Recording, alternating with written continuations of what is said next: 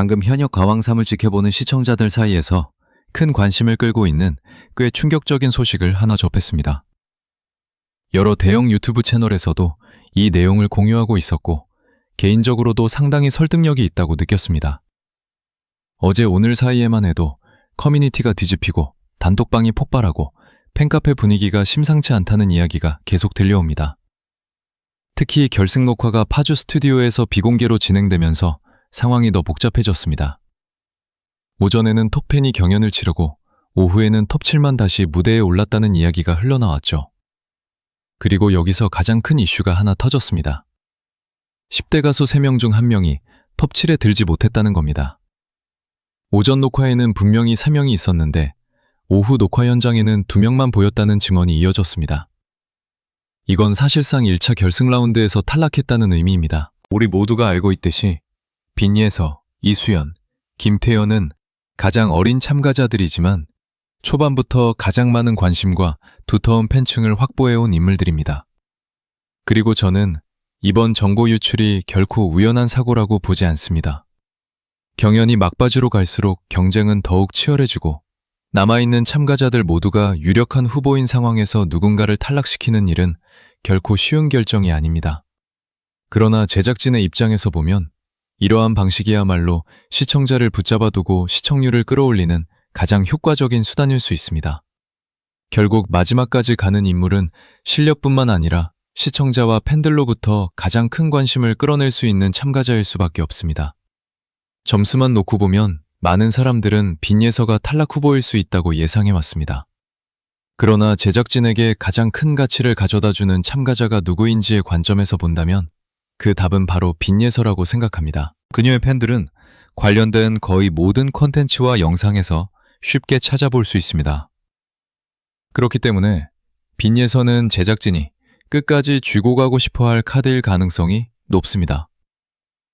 이전 회차들에서도 그녀는 여러 차례 위태로운 상황에 놓였지만 매번 극적으로 반등하며 오히려 더 큰 화제와 논란을 만들어 왔습니다. 이수연은 최연소 참가자이면서도 가장 안정적인 흐름을 보여주고 있는 인물입니다. 김태현과의 점수차도 크지 않지만 여러 면에서 이수연이 조금 더 유리한 위치에 있다고 봅니다. 만약 이 3명 중 1명이 탈락하게 된다면 저는 그 인물이 김태현일 가능성을 의심하고 있습니다. 여기서 다시 한번 정보 유출과 결과를 둘러싼 이야기가 하나의 의도된 계획처럼 보입니다. 만약 단순한 사고였다면 탈락자의 실명 역시 함께 공개됐어야 자연스러웠을 것입니다. 그러나 보도는 단지 3명의 10대 참가자 중 1명이 탈락한다는 선에서 멈춰 있습니다. 왜 하필 실명은 빠져 있고 3명 중 1명이라는 식의 애매한 정보만 돌고 있을까요? 정말로 누군가의 실수로 흘러나온 이야기라면 이름까지 같이 따라 나오는 게 더 자연스럽지 않겠습니까? 그런데 지금 돌아다니는 말들을 보면 묘하게도 핵심만 남겨둔 채 감정만 자극하는 방식입니다. 그래서 저는 이 상황을 단순한 유출 사고로만 보지 않습니다. 오히려 제작진 입장에서 가장 개선하기 좋은 형태의 정보라고 느껴집니다. 누구인지 정확히 알 수 없기 때문에 3명의 팬덤은 동시에 긴장하게 되고 커뮤니티는 3배로 시끄러워집니다. 이건 시청률을 앞두고 있는 프로그램 입장에서는 나쁘지 않은 그림입니다. 사실 서바이벌 프로그램에서 가장 강력한 무기는 실력도 점수도 아닙니다. 긴장감입니다. 끝까지 모른다는 감각, 누가 떨어질지 알 수 없다는 불안, 이게 사람을 화면 앞에 붙잡아둡니다. 특히 이번 시즌은 초반부터 10대 참가자들이 큰 축을 형성해왔습니다. 어른 가수들과 당당히 경쟁하는 모습이 화제를 만들었고 조회수와 기사량에서도 확실히 눈에 띄었습니다.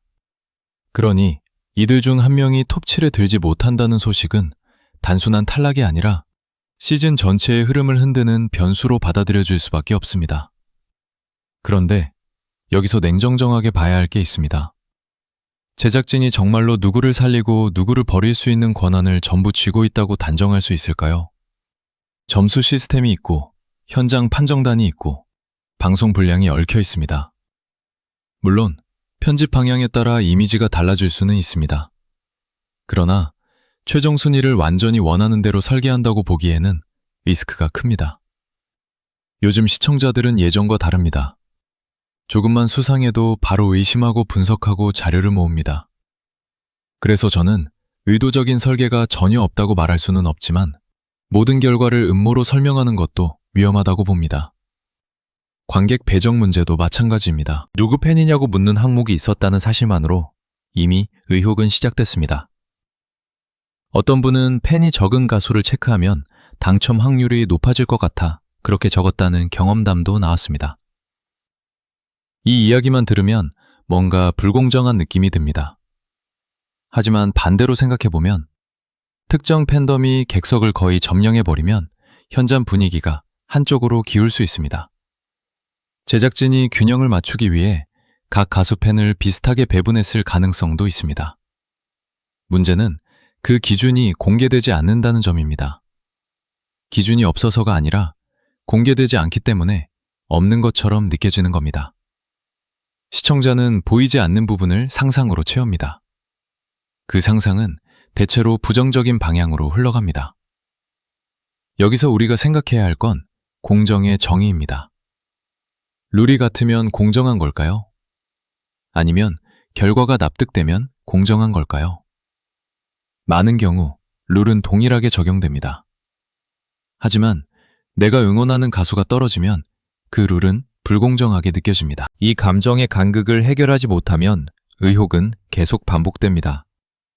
제작진이 숫자와 과정을 조금 더 투명하게 공개한다면 이런 논란은 줄어들 수 있습니다. 물론 방송이라는 특성상 모든 걸 다 공개할 수는 없겠지만 최소한 신뢰를 쌓는 방식은 고민할 필요가 있습니다. 소속사 영향설 역시 쉽게 사라지지 않는 이야기입니다. 무대 하나를 꾸미는 데 드는 비용이 적지 않습니다. 의상, 편곡, 안무, 영상, 백댄서까지 생각하면 개인이 감당하기엔 부담이 큽니다.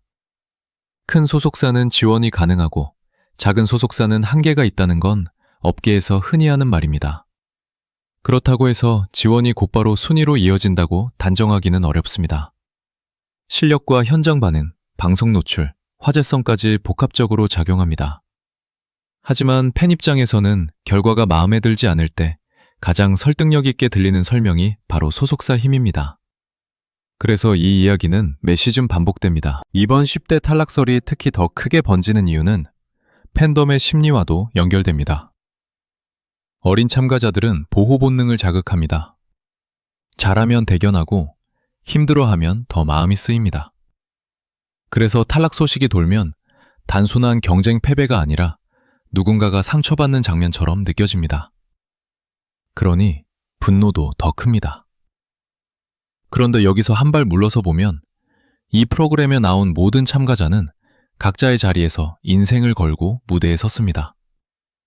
10대라고 해서 더 진심이고 성인이라고 해서 덜 진심인 건 아닙니다. 다만 우리가 감정을 더 얻는 대상이 다를 뿐입니다. 요즘 댓글을 보면 실수에 대한 반응이 극단으로 치닫는 경우가 많습니다. 누군가 울었다고 자격이 없다고 하고 음이탈이 났다고 탈락해야 마땅하다고 말합니다. 그런데 올라간 사람의 실수는 금방 잊히고 떨어진 사람의 실수는 확대 재생산됩니다. 이건 결과에 맞춰 기억을 재정렬하는 현상입니다. 이미 결론이 나왔기 때문에 그에 맞는 이유를 찾는 겁니다. 이런 방식은 결국 모두를 소모시킵니다. 오늘은 남의 가수를 향하지만 내일은 우리 가수를 향할 수 있습니다. 그리고 한 가지 더 짚고 싶은 부분이 있습니다. 이번 스포가 의도된 정보 흘리기일 가능성입니다. 실명이 빠진 채 3명 중 1명이라는 형태로만 돌고 있는 점, 그리고 여러 채널에서 동시에 공유되었다는 점을 보면 자연스러운 유출이라기보다는 관심을 극대화하는 방식에 가깝습니다. 누가 떨어졌는지 모르는 상태가 오히려 새 팬덤을 동시에 자극합니다. 시청자는 다음 방송을 기다릴 수밖에 없습니다. 제작진이 이 효과를 몰랐다고 보기 어렵습니다. 물론 확정적으로 말할 수는 없지만 가능성은 충분히 존재합니다. 하지만 아무리 전략이 있다고 해도 결국 무대 위에서 노래하는 건 가수입니다. 그들이 겪는 감정은 계산으로 사명되지 않습니다. 친구들과 함께 올라왔다가 혼자 빠졌을 때 느끼는 허탈함은 상상 이상일 겁니다. 특히 10대라면 더 그렇습니다. 비교와 자책이 동시에 밀려올 수 있습니다. 여기에 악성 댓글까지 더해지면 버티기 쉽지 않습니다. 그래서 팬들의 태도가 더 중요합니다. 격려는 남고 공격은 결국 모두에게 상처로 돌아옵니다. 또한 우리는 방송의 수명을 냉정하게 봐야 합니다. 시즌이 끝나면 관심은 이동합니다. 이전 시즌의 우승자들도 시간이 지나면 조용해집니다. 결국 남는 건 꾸준한 활동과 실력입니다. 톱7에 들었다고 평생이 보장되는 것도 아니고 톱7에 못 들었다고 길이 막히는 것도 아닙니다. 오히려 탈락 이후의 행보가 더 중요할 수 있습니다. 프로그램은 출발선일 뿐입니다. 그래서 저는 이번 사안을 한쪽으로 몰아가지 않았으면 합니다. 스포 유출은 분명 문제입니다.